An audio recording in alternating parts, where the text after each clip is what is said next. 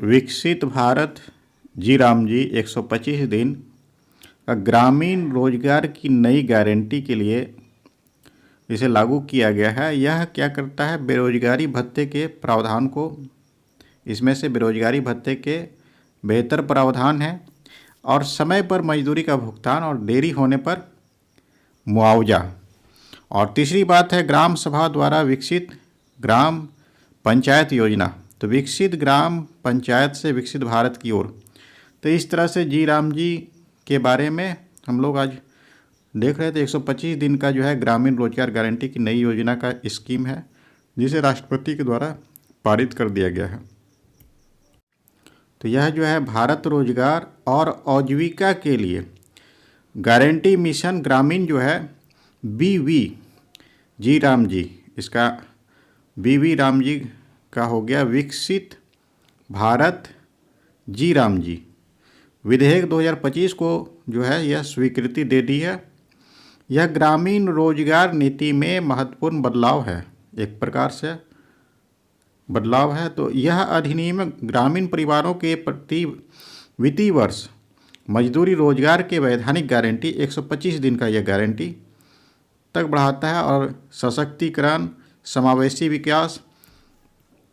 तो इस प्रकार से योजनाओं के अभिसरण तथा परिपूर्ण सेचुरेशन तरीके से सेवा प्रदाय की आगे बढ़ाने का प्रयास करता है।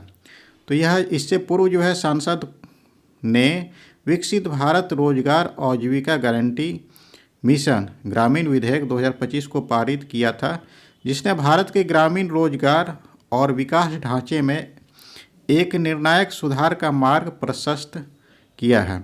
यह अधिनियम महात्मा गांधी रोजगार गारंटी अधिनियम 2005 को प्रतिस्थापित करते हुए आजीविका सुरक्षा की सुदृढ़ करने वाला आधुनिक वैधानिक ढांचा प्रदान करता है। तो यह जो है जो विकसित भारत 2047 के राष्ट्रीय विजन के अनुरूप है और यह अधिनियम बेरोजगारी भत्ते के संबंध में पहले के अयोग्य ठहराए निर्धारिता जाने वाले प्रावधानों को हटाता है और इसे एक अर्थपूर्ण वैधानिक सुरक्षा उपाय के रूप में पुनर्स्थापित करता है। यहाँ निर्धारित अवधि के भीतर रोजगार उपलब्ध नहीं किया जाता है, वहाँ 15 दिनों के पश्चात जो है बेरोजगारी भत्ता देय होता है।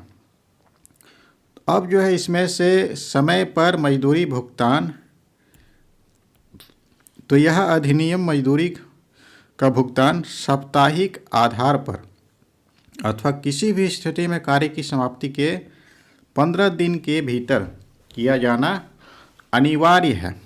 यह धारा 5(3). तो निर्धारित अवधि से अधिक विलंब होने पर अनुसूची 2 में उल्लिखित प्रावधानों के अनुसार विलंब मुआवजा देय होगा।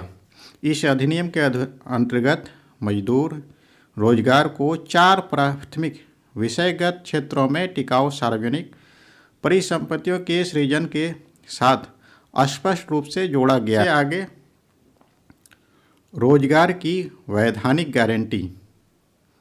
तो रोजगार की वैधानिक गारंटी इसमें से है, यह अधिनियम प्रत्येक वित्तीय वर्ष में प्रत्येक ग्रामीण परिवार को कम से कम 125 दिन की मजदूरी गारंटी की वैधानिक प्रावधान प्रदान करता है, बशर्ते परिवार के वयस्क सदस्य अकुशल शारीरिक कार्य करने के इच्छुक हो। यह धारा 5(3) के आधार पर है। पूर्व में उपलब्ध 100 दिनों के रोजगार के अधिकार की तुलना में यह वृद्धि ग्रामीण परिवारों की आजीविका को सुरक्षा प्रदान करती है। तो काम को पहले से अनुमानित करती है, उसकी आय को अधिक स्थिर बनाती है।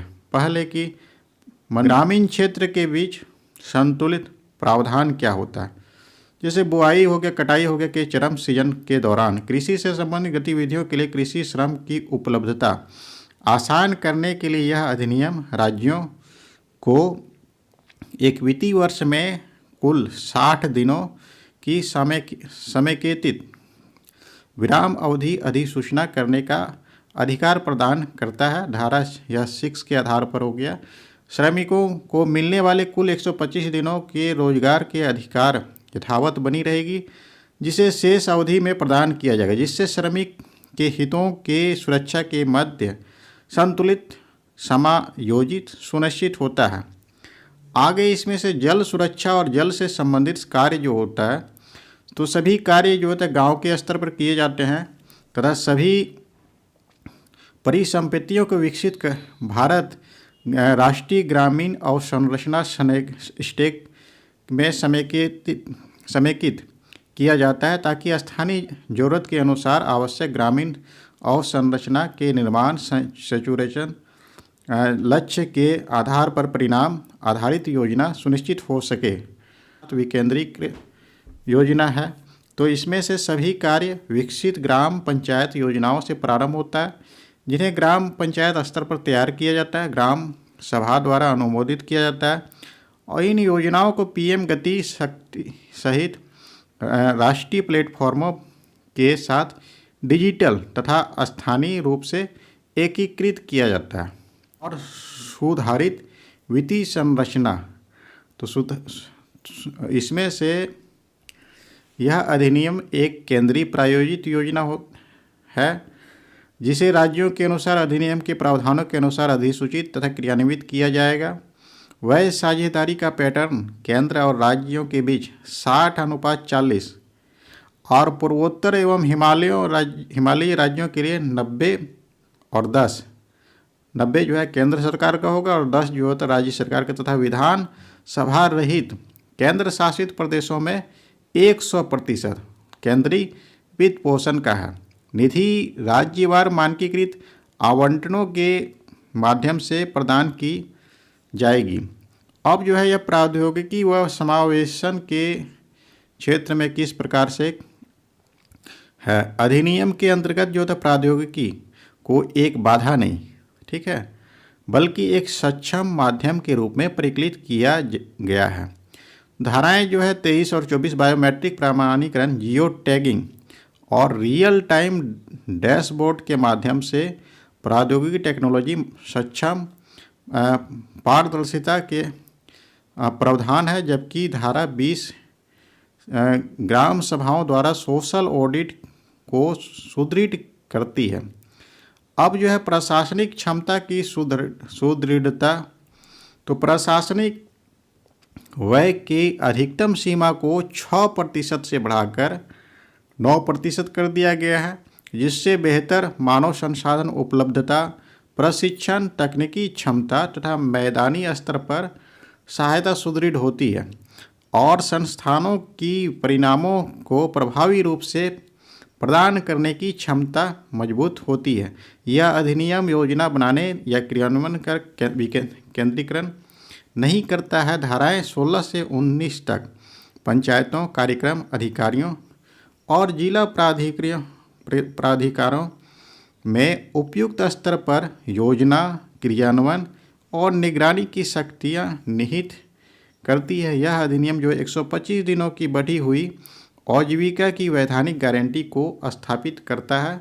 साथ ही यह भी सुनिश्चित करता है कि रोजगार उत्पादन और टिकाऊ और जलवायु अनुकूल परिसंपत्तियों का निर्माण में योगदान